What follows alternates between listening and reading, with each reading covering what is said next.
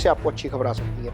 आपका रिश्ता हो सकता है कि आप जो कोई भी फैसला लें इस समय आप बुद्धि विवेक के साथ लें, क्योंकि आपने बहुत सफ़र कर लिया इस ढैया के दौरान। आप इतने मैच्योर हो गए, यहाँ पर आपको शनि ये ब्लेसिंग ज़रूर दे जाएंगे कि आपकी डिसीजन मेकिंग थोड़ी सी अच्छी हो जाएगी। बुद्धि विवेक का इस्तेमाल आप बड़ा अच्छे तरीके से करेंगे। संतान पक्ष से आपको अच्छी खबर आएगी। मेरे YouTube पे एस्ट्रो नरेश पर आपका स्वागत है। नमस्कार, मैं हूं नरेश कुमार। सबसे पहले उन दर्शकों का धन्यवाद जिन्होंने पेज को सब्सक्राइब किया है, पेज के वीडियोस को शेयर कर रहे हैं, लाइक कर रहे हैं और कमेंट बॉक्स में हमें अपनी राय भी लगातार भेज रहे हैं। दोस्तों, आज के वीडियो में बात करेंगे शनिदेव की। शनिदेव का गोचर हो रहा है 29 मार्च को। 29 मार्च को शनिदेव मीन राशि में गोचर करेंगे। ये यहाँ पर 23 फरवरी 2028 तक रहेंगे, यानी कि अगला गोचर जो है वो मीन राशि में रहेगा। लगभग 2.5 साल का समय होता है शनि के गोचर का। तो सबसे बड़ा सवाल है कि शनि के फल कैसे मिलेंगे इस राशि में गोचर के दौरान। यदि हम सामान्य फलों की बात करें, दुनिया के ऊपर प्रभाव की बात करें, तो ये गोचर 30 साल बाद हो रहा है।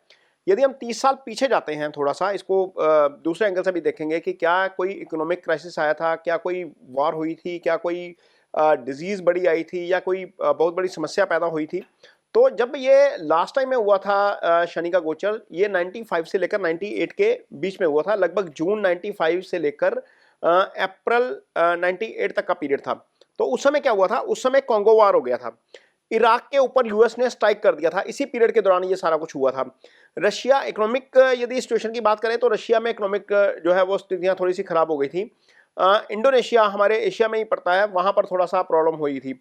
यही पीरियड था जब हांगकांग जो है वो टेक ओवर किया था चाइना ने, क्योंकि पहले वो हांगकांग अंडर ब्रिटिश रूल था। तो इसी पीरियड के दौरान जो है वो चाइना के पास आया था। बहुत कोई मेजर डिजीज नहीं थी। हाँ, इतना जरूर है कि एक बहुत बड़ा बर्ड फ्लू फैला था जिस समय इस शनि मीन राशि में थे, तो काफी मुर्गियों को वर्ल्ड ओवर मारना पड़ा था उस समय। इसके अलावा यदि हम देखते हैं तो कोई बहुत ज्यादा बड़ा अर्थक्वेक नहीं था जिसमें लाखों की संख्या में लोग मारे गए हों। हाँ, इतना जरूर हुआ था कि इस अवधि में ऐसी स्थितियां पैदा हो गई थी कि शनि जब आगे गए, जैसे इराक वाला केस हुआ, अमेरिका ने स्ट्राइक किया ईरान के ऊपर, उसके बाद अलकायदा ने आगे जाकर कार्रवाइयां की। वो बाद में जब शनि मेष राशि में आए थे तो उसके बाद हुआ था। तो हिस्टोरिकली पिछले 120 साल का यदि हम इतिहास देखते हैं तो पता लगता है कि जब जब शनि मीन राशि में होते हैं तो ऐसे बीज पड़ जाते हैं पूरी दुनिया में जिसका असर शनि के मेष राशि और वृषभ राशि में होने के बाद होता है। क्योंकि जितने भी 2 वर्ल्ड वार हमने देखी हैं वो सारी इसी स्थिति में हुई हैं जब शनि मीन राशि में थे या मेष राशि में थे। और पहली और दूसरी वर्ल्ड वार के समय भी यही सिचुएशन थी। तो खैर, दुनिया अभी तीसरी वर्ल्ड वार की बात कर रही है। मुझे लगता नहीं है कि इस तरह की कोई सिचुएशन बनेगी शनि के मीन राशि में रहने के दौरान, क्योंकि मीन राशि जो है वो पहली बात तो जल तत्व की राशि है। दूसरा, ये शुभ राशि है, ये गुरु की राशि होने के कारण शुभ राशि है। तो तीसरा, ये सौम्य राशि है। कुछ क्रूर राशियां होती हैं, कुछ सौम्य राशियां होती हैं। तो इतना बड़ा कोई बहुत ज्यादा बड़ा डिजास्टर आ जाएगा ये बहुत मुश्किल लग रहा है। हाँ, इतना जरूर है कि कुंडली में आपके शनि की पोजीशन क्या निकलती है, ट्रांजिट में क्या स्थिति निकलती है, उसका जरूर असर देखने को मिलेगा। लेकिन मोटे तौर के ऊपर चूंकि शनि ऐसे साइन में हैं जिनके स्वामी गुरु हैं, गुरु चूंकि ब्लेसिंग्स के कारक हैं, गुरु फाइनेंस के कारक हैं, गुरु आपके भाग्य के कारक ग्रह होते हैं, गुरु आपके पंचम स्थान के कारक होते हैं, तो निश्चित तौर पर गुरु से संबंधित फल जरूर कर जाएंगे। काफी सारी चीजें जो है वो करेक्ट करके जाएंगे शनि यहाँ पर अपने इस गोचर के दौरान। जो आपकी लाइफ में जो है वो डिस्टर्ब चल रही हैं उन चीजों को काफी ठीक करके भी जाएंगे। इस वीडियो में जो है वो हम आने वाला जो आगे एपिसोड है इसमें हम इसका प्रभाव विभिन्न राशियों के ऊपर जो है वो उसकी चर्चा करेंगे। तो इस वीडियो में हमारे साथ बने रहिएगा, क्योंकि यहां पर हम एंड में आपको उपाय भी बता के जाएंगे। इसका आपकी राशि के ऊपर क्या प्रभाव पड़ेगा ये भी आपको इसी वीडियो में आगे विश्लेषण में बताते हैं। तो वीडियो में बात करेंगे वृश्चिक राशि की। वृश्चिक राशि के जातकों के ऊपर शनि की ढैया चल रही थी, ये खत्म हो जाएगी और वृश्चिक राशि के जातकों को बहुत राहत मिलेगी। कौन से एरियाज हैं जहां पर परेशानी थी वहां पर राहत मिल सकती है, आगे जाकर कैसा होगा ये भी इस वीडियो में चर्चा करेंगे। तो सबसे पहले तो ये देखेंगे कि वृश्चिक राशि के जातकों के लिए शनि एक्चुअल में कैसा असर करते हैं, क्योंकि ये मंगल की राशि है, ये शनि के शत्रु की राशि है। तो क्या शनि इस राशि के लिए अच्छे फल करते हैं, क्या शनि की महादशा या अंतर्दशा इसको मिलती है? तो जितने भी जातक होते हैं वृश्चिक राशि के, उनका जो जन्म होता है वो शनि की जो नक्षत्र हैं उसमें ही होता है। विशाखा नक्षत्र होता है गुरु का, उसका आखिरी फेस इस राशि में आता है। बाकी अनुराधा नक्षत्र होता है उसके चारों चरण, ये शनि का ही नक्षत्र है, उसके चारों चरण इस राशि में आ जाते हैं। ज्येष्ठा नक्षत्र होता है, ये बुध का नक्षत्र होता है, उसके चारों चरण इस राशि में आ जाते हैं। तो जिनका जन्म तो अनुराधा नक्षत्र में हुआ है उनको तो शनि बचपन में ही निकल गए। जिनका जन्म विशाखा में हुआ है, आखिरी चरण में हुआ है, उनको भी शनि बचपन में निकल गए। लेकिन जिनका जन्म ज्येष्ठा नक्षत्र में हुआ है उनको शनि कभी मिलेंगे नहीं इस लाइफ टाइम में, क्योंकि ये जो साइकिल है महादशा का ये 120 साल का है और शनि 19 साल के होते हैं। इसका मतलब यह है कि यदि किसी का जन्म ज्येष्ठा में हुआ है तो उसको जाकर शनि मिलेंगे 90 साल के बाद। तो इतना तो लाइफ स्पैन है नहीं आजकल। तो महादशा तो बहुत कम लोगों को मिलती है, उन्हीं लोगों को मिलती है जिनका जन्म अनुराधा नक्षत्र में हुआ। और गोचर में शनि जरूर आते हैं, ढैया में आ जाते हैं, साढ़े साती में आ जाते हैं। तो ढैया में जब जब आते हैं तो कई बार परेशान कर जाते हैं। शनि यहाँ पर जो वृश्चिक राशि की कुंडली है उसके लिए तीसरे भाव के स्वामी हो जाते हैं, चौथे भाव के स्वामी हो जाते हैं। चौथा भाव तो खैर केंद्र का भाव है, लेकिन तीसरा भाव जो है वो अशुभ भाव कहा गया। अशुभ इसलिए है क्योंकि जब हम अष्टम से काउंट करते हैं तो तीसरा अष्टम का अष्टम हो जाता है, तो वो भाव अच्छा नहीं है। तीसरा, छठा, 11वां, 8वां भाव अच्छा नहीं होता, 12वां भी अच्छा नहीं होता और दूसरा भाव भी अच्छा नहीं होता। दूसरा मारक स्थान होता है, 12वां मोक्ष का स्थान होता है, 8वां लोस का भाव होता है, छठा रोग ऋण शत्रु का भाव होता है, 11वां छठे से छठा होता है, इसलिए अच्छा नहीं होता। हालांकि मटेरियलिस्टिक वर्ल्ड में सारा कुछ 11वें से ही मिलता है, हमें आय हमें 11वें से मिलती है, एलिवेशन 11वें से मिलती है, लेकिन कई मायनों में वो भाव अच्छा नहीं होता, इसलिए उसको अच्छा भाव नहीं गिना जाता। लेकिन खैर मटेरियलिस्टिक वर्ल्ड है तो वहाँ पर चीज़ें हमें मटेरियलिस्टिक वर्ल्ड से रिलेटेड चाहिए तो 11वां भाव अच्छा होना ही चाहिए। तो यहाँ पर जब गोचर हो रहा था आपके लिए वृश्चिक राशि में, कुंभ राशि में, तो आपके लिए चौथे भाव में गोचर हो रहा था। तो ऐसा वृश्चिक राशि के जातकों के लिए हुआ कि छठे भाव को शनि देख रहे थे तो व्यर्थ के विवाद पल्ले पड़ गए। मीन बिना किसी बात के आपका पैसा फंस गया, कहीं पे किसी को पैसे दिए, गुड फेथ पे पैसे दिए, वो फंस गए। कहीं किसी ने पंगा किसी ने लिया, फंस आप गए। कोर्ट केसेस वाला मामला फंस गया, पैसे कर्ज वाली स्थिति फंस गई, या किसी ने पैसे मार लिए आपके, या आपने किसी को पैसे दे दिए, या आपके ऊपर कर्जा चढ़ गया। ये सारी स्थितियां हुई क्योंकि शनि छठे भाव को देख रहे थे। कर्म भाव को लेकर शनि की दृष्टि थी तो निश्चित तौर पर कारोबार में डिस्टर्बेंस हुई। बहुत सारी चीजें आप करना चाहते थे जो आपके मन मुताबिक नहीं हो पाई, या फिर आपके डिजायर्ड टारगेट जो थे वो उस तरीके से अचीव नहीं हो पाए। राशि को शनि देख रहे थे तो चूंकि चंद्रमा के ऊपर शनि की 10वीं दृष्टि का प्रभाव है, शनि चूंकि नैसर्गिक तौर पर अशुभ ग्रह है, तो जब वो उस भाव को देख रहे थे, आपके चंद्रमा को देख रहे थे, तो आपका मन थोड़ा सा उचाट समझ लीजिए, पूरे प्रफुल्लित नहीं थे, क्योंकि बहुत सारी चीजें हो रही थी लाइफ में जिसके कारण आपको डिस्टर्बेंस फेस करनी पड़ी।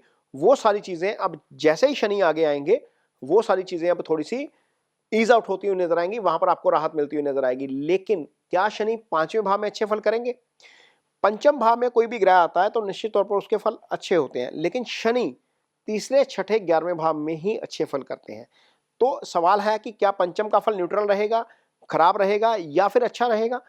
यहां पर काम आता है आपके समुदायिक अष्टक वर्ग। कोई भी सॉफ्टवेयर निकालिए आप किसी भी कुंडली में, आप अपनी day time and place of birth भरिए। यहां पर आपके सामने ये चार्ट है, इसको बोलते हैं समुदायिक अष्टक वर्ग चार्ट।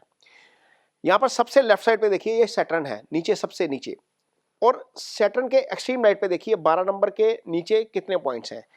यदि आपकी कुंडली में इस चार्ट में शनि की मार्किंग 12 नंबर से नीचे जाकर 4 से ऊपर है तो ये पंचम का फल आपको बहुत अच्छा मिलेगा। यदि ये पॉइंट 4 से नीचे है, 1 है, 2 है, तो हो सकता है कि पंचम में भी शनि आपको खराब कर जाए। हो सकता है कि पंचम में भी शनि आपको इतने खराब फल कर जाएं जितने आपको ढैया में भी नहीं हुए। तो ये चार्ट जरूर चेक करिएगा। ये कंडीशनल शुभ है, महादशा तो आपको आ नहीं रही, ये तो तय है क्योंकि आप उस फेज से निकल चुके। लेकिन ढैया भी निकल गई आपकी, लेकिन क्या पंचम में शनि शुभ फल करेंगे, ये समुदाय का अष्टक वर्ग ही तय करता है। लेकिन यदि हम न्यूट्रल मान के चलें, एवरेज मान के चलें, तो शनि के कैसे फल आपको मिलेंगे? पंचम में बैठा कोई भी ग्रह पावरफुल हो जाता है। पंचम कुंडली का दूसरा सबसे शुभ भाव होता है। यहां पर शनि निश्चित तौर पर आपको शुभ फल ज्यादा करेंगे और अशुभ फल कम करेंगे। अशुभ फल तो उन्होंने जो करने थे वो कर दिए, लेकिन शुभ फल अब थोड़े से ज्यादा कर सकते हैं। यदि वो समुदाय अष्टक वर्ग में 5 पॉइंट से ऊपर बैठे हैं, 4 पॉइंट से ऊपर बैठे हैं, या 4 पॉइंट पर भी बैठे हैं, तो आपके लिए फल निश्चित तौर पर अच्छे होंगे। क्या अच्छे फल होंगे? संतान पक्ष से आपको अच्छी खबर आ सकती है, आपका रिश्ता हो सकता है कि आप जो कोई भी फैसला लें इस समय आप बुद्धि विवेक के साथ लें, क्योंकि आपने बहुत सफर कर लिया इस ढैया के दौरान। आप इतने मैच्योर हो गए इमोशनली भी और दूसरे तरीके से भी, कि आपने बहुत सारी चोट खा ली। तो वहां पर जब भी आप कोई डिसीजन मेकिंग करेंगे, आपका डिसीजन मेकिंग अब परफेक्ट लाइन पे जाएगा। यहाँ पर आपको शनि ये ब्लेसिंग ज़रूर दे जाएंगे कि आपकी डिसीजन मेकिंग थोड़ी सी अच्छी हो जाएगी, बुद्धि विवेक का इस्तेमाल आप बड़ा अच्छे तरीके से करेंगे, संतान पक्ष से आपको अच्छी खबर आएगी। एलिवेशन शनि यहाँ पर करवा के जा सकते हैं। यदि वो पॉइंट्स 5 से ज़्यादा है तो शनि की दृष्टि 11वें भाव के ऊपर आ रही है। तो एलिवेशन, 11वां भाव तरक्की का भाव होता है। कालपुरुष की कुंडली जब हम एक लगन की लगाते हैं तो ये शनि का अपना भाव हो जाता है, अपने ही भाव को शनि देख रहे हैं, तो निश्चित तौर पर आपको शनि बहुत अच्छा फल कर जाएंगे। यहाँ पर 11वें भाव से आय आती है, 11वें भाव से डिजायर आती है, 11वें भाव से तरक्की आती है, सामाजिक प्रतिष्ठा 11वें भाव से आती है, तो वो सारी चीजें अब रिकवर होंगी। जो कई बार क्या होता है कि हम कर्ज में इतना फंस जाते हैं कि किसी से आंख नहीं मिला सकते, सामाजिक प्रतिष्ठा हमारी जाती लगती है, तो वो स्थिति अब आगे जब शनि आएंगे तो वो स्थिति अब रीगेन होती हुई नजर आएगी। बहुत सारी चीजें आप देखेंगे कि करेक्ट हो रही हैं। समय का अपना एक तरीका होता है करेक्ट करने का। ये सारी चीजें अब समय, क्योंकि शनि समय के कारक हैं, तो निश्चित तौर पर वो चीजें थोड़ी सी अब करेक्ट होती हुई नजर आएंगी। 23 फरवरी 2028 तक ये शनि का गोचर है, तो निश्चित तौर पर आपको शनि इस दौरान अच्छे फल करके जाएंगे। इस एस्पेक्ट में शनि की दृष्टि धन भाव के ऊपर रहेगी। जो धन का लॉस हुआ या जो पैसा फंसा पहले ढैया के दौरान, वो चीजें अब धीरे धीरे रिकवर होती हुई नजर आएंगी। धन की रिकवरी हो सकती है। यहाँ पर सप्तम भाव को शनि देखेंगे, पार्टनर के साथ कोई विवाद था तो वहां पर विवाद जो है वो अब थोड़ा सा सेटल होता हुआ नजर आएगा, क्योंकि जो लीगल भाव था, छठा भाव था जिसके ऊपर शनि की दृष्टि थी, वहां से दृष्टि हट गई। अब वो चीजें सेट होती हुई नजर आएंगी। ये वृश्चिक राशि के जातकों को शनि के इस गोचर का लाभ होगा। यदि आपकी कुंडली में शनि की स्थिति खराब है, मान लीजिए शनि आपकी कुंडली में छठे, 8वें, 12वें भाव में पड़े हुए हैं, सूर्य के साथ हैं, अस्त हैं, मंगल के साथ हैं, राहु केतु एक्सिस में हैं, शनि बहुत अच्छी पोजीशन में नहीं है, तो आपको शनि की रेमेडीज जरूर करनी चाहिए। शनि की रेमेडी के तौर के ऊपर सबसे पहले तो यह है कि एक काली जो उड़द की दाल होती है उसका डोनेशन किया जा सकता है शनिवार शाम के समय। शनिवार शाम के समय ही रेमेडी करेंगे। यदि शनि मंदिर जाना है, वहां पर शनिदेव की शिला को तेल अर्पित करना है, तो बाउल जो होता है जिसको छाया पात्र बोलते हैं, उसमें अपना फेस देखिए, उसमें सिक्का डालिए, तेल अर्पित करिए। काली दाल जितनी अफोर्ड कर सकते हैं, 10 ग्राम अफोर्ड कर सकते हैं तो 10 ग्राम ही डोनेट किया जा सकता है। शास्त्र कहता है कि जितना आप अफोर्ड कर सकते हैं उतना ही दान करिए। अपनी अफोर्डेबिलिटी के बाहर जाकर दान किया हुआ दान अच्छा नहीं होता, दान वो लगता नहीं है। जितना आप अफोर्ड कर सकते हैं उतना दान करिए। शनि की शिला पर तेल अर्पित करिए। शनि के मंत्रास होते हैं ओम शन शनिश्चराय नमः, इस मंत्रा का जप करिए। एक माला डेली करेंगे तो भी सफिशिएंट रहेगा। यदि आप नहीं कर सकते तो किसी ब्राह्मण से संकल्प लेकर, अपने नाम का संकल्प देकर वो करवाइए। ये 3 रेमेडीज शनि की बहुत अच्छी रेमेडीज हैं। इसके अलावा यदि आप ऑफिस में सीनियर हैं, यदि आपका मैन्युफैक्चरिंग का काम है, यदि आपका कोई कारोबार है जिसमें बहुत सारा लेबर काम करती है, तो सारी लेबर सैटर्न को रिप्रेजेंट करती है। आपका अपनी लेबर के साथ बिहेवियर कॉर्डियल होना चाहिए। यदि आपका अपनी लेबर के साथ बिहेवियर कॉर्डियल नहीं है तो सैटर्न के आपको अच्छे परिणाम नहीं मिलते। जितना आपके साथ मासिस खुश रहेगा उतना आपको सैटर्न के अच्छे फल मिलते हैं। इसलिए अपना बिहेवियर ज़रूर कॉर्डियल रखिए, खासतौर पर अपने से जूनियर के साथ। तो ये शनि की रेमेडीज़ हैं जो की जा सकती हैं। जिनका शनि पीड़ित है, जिनके शनि की स्थिति खराब है, वो ये रेमेडीज़ ज़रूर करें।